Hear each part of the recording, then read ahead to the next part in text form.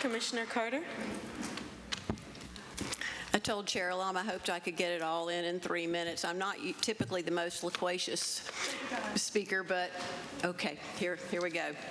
I do want to start by thanking the county staff, Manager Sowell, and Keith and Claudia and David Ades and Justin and Shannon and Jonathan and Heather.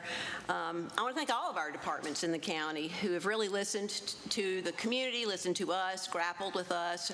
I want to thank the teachers, the educators, the workers, the parents, the DAE leaders and members. I want to thank the DPS interim superintendent and staff, and I want to thank our colleagues on the Board of Education. I also want to thank each of my commissioner colleagues for the hard work that we have done together to get to this point and to try to reach consensus within the challenging budget constraints. And I want to acknowledge the very real and pressing concern that Commissioner Howerton has expressed about the potential impact of this tax increase on our residents who have fixed and limited incomes. That is a sincere and a legitimate worry that we have all grappled with. We're talking about a 4.65 tax increase. That's significant.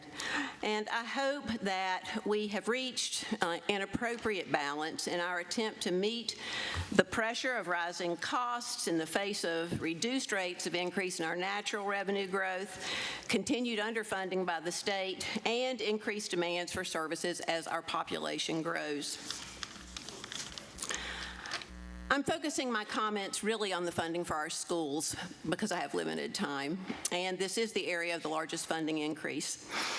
I think that we are making this unprecedented, momentous investment in DPS because when our community comes together inside and around our schools, and when our schools have the resources they need, our schools will be strong. And when our schools are strong, our children will flourish socially and academically.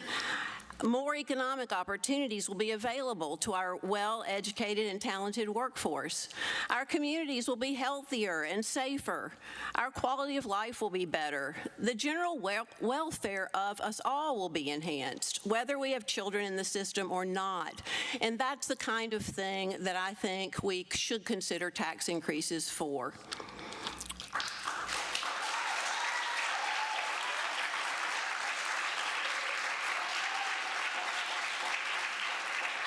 So that is why I support what is essentially full funding for the Board of Education's requested budget goals. We are slightly shy of the requested amount, but through working with the Board of Education and Superintendent Moore, we've learned the amount needed from the county for the part that had not been included for the difficult to fill EC and ELL positions has dropped about 50%. And this budget includes the remaining full amount.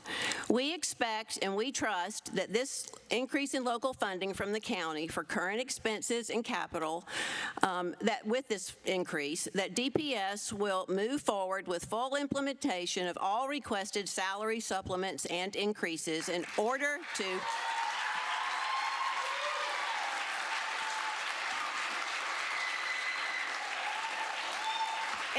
to recruit, retain, and respect the very best educators and support staff for our Durham children, and hooray is right to that.